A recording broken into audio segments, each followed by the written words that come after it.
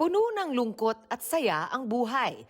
Tuloy-tuloy ito at hindi hinto para sa anumang pinagdaraanan mo. Pero minsan, para bang nawawalan ka na ng direksyon.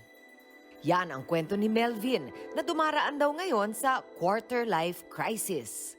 When I reached the age of late 20s, so dun ko na feel na mabigat pala yung buhay. Na I really have to push to provide for my family. In the same way, kailangan kong hanapin yung passion ko, kailangan kong hanapin yung career path na gusto ko.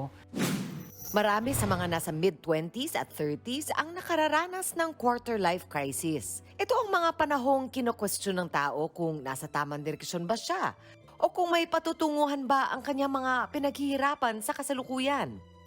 Pakiramdam daw ni Melvin ay hindi siya umuusad sa trabaho. Malayo sa inasahan niya noong magtapos sa pag-aaral. Marami raw kasi siyang pangarap noon. Pero hindi niya lubos naisip na marami pa siyang pagdaraanan para makamit ang mga ito. Akala ko after graduation, parang everything will go smoothly, na makakapagtrabaho ako. Pero yung reality, hindi talaga ganun eh. Malaki rin ang naging epekto ng quarter-life crisis sa mental health ni Melvin. Yun, self-harm, tapos may nagpa-panic attacks ako minsan na lang. Kapag overwhelmed ako ng thoughts, nanginginig na lang ako, saka umiiyak na lang ako ng hindi ko alam yung reason. Dahil sa pinagdaraanan, unti-unti na rin daw siyang nawalan ng mga kaibigan. Dati madami akong kaibigan, pero ngayon since parang I'm sort of a different person, parang unti-unti na silang nawawala, unti-unti na silang nagbabawas. And naiintindihan ko naman yun. Ayon sa isang eksperto, mahalaga ang suporta para sa mga taong dumaraan sa quarter-life crisis. It's so important kasi especially if you have people who have been there, who have gone through it.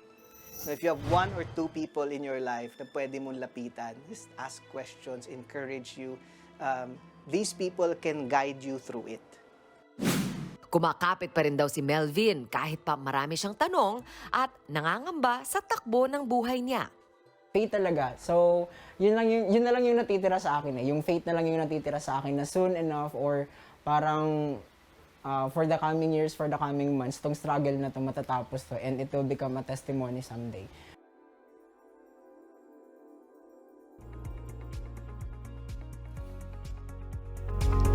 So pinapanood natin lahat. Feeling niyo ba masama necessarily yung magkaroon ng existential crisis, whether nasa quarter life, 25, 50, 75? Is masama kaya? O humihindi agad si Justin? Hindi naman. Parang, I think every day kailangan pag-isipan din natin yun di ba? At kailangan handa tayo for whenever anything happens. Kaya nagkakaproblema din ng mga pamilya kasi hindi pinaghahandaan, di ba? So, may nakinig kasi ako sa podcast na sinasabi na parang dapat i-normalize natin ang talking of our death, di ba? Para makapagplano na if ever. Kasi you never know eh. You never know. So, I think it's good na may reminder tayo ng mortality natin. Ikaw? Naman kasi parang very quickly lang, gusto ko lang sabihin na ako kasi mas natatakot ako pag wala akong pinagdadaanan. So I kind of like it pagka may crisis akong kailangan pagdaanan kasi feeling ko growth is from there. Yan. Oo. Siguro na lang, payo dun sa mga dumadaan sa ganyan, di ba? Una-una yun, alalahan yun normal. Lahat ng tao dumadaan dyan, kagaya ng sinabi mo. And number two, embrace nyo na lang, di ba? Hindi nyo kailangan i-enjoy kasi hindi naman lahat ng bagay sa buhay kailangan i-enjoy pero kailangan daanan. At may rason kung bakit yan, para makapaghanda, para maramdaman ninyo pa ng mas manamnam nyo pa yung magagandang mangyayari sa buhay ninyo, di ba? And third, remember that like we always remind you, may mga tao sa paligid ninyo. Kaya yun, hahanapin ninyo yung mga nakaka-relate sa inyo at kayo rin ay pwede maging susi para matutunan din ng iba yung ano yung pinagdaanan nyo at makakuha din sila ng lakas sa inyo. Jester. So, basta sa mga ganang pagkakataon, be kind to yourself. O yan. Mga kapatid, Chiki Roa Puno po. Simulan ang inyong araw na puno ng impormasyong kapaki-pakinabang. Sama na sa isang makabuluhang umaga. Tumutok at mag-subscribe sa social media pages ng News 5.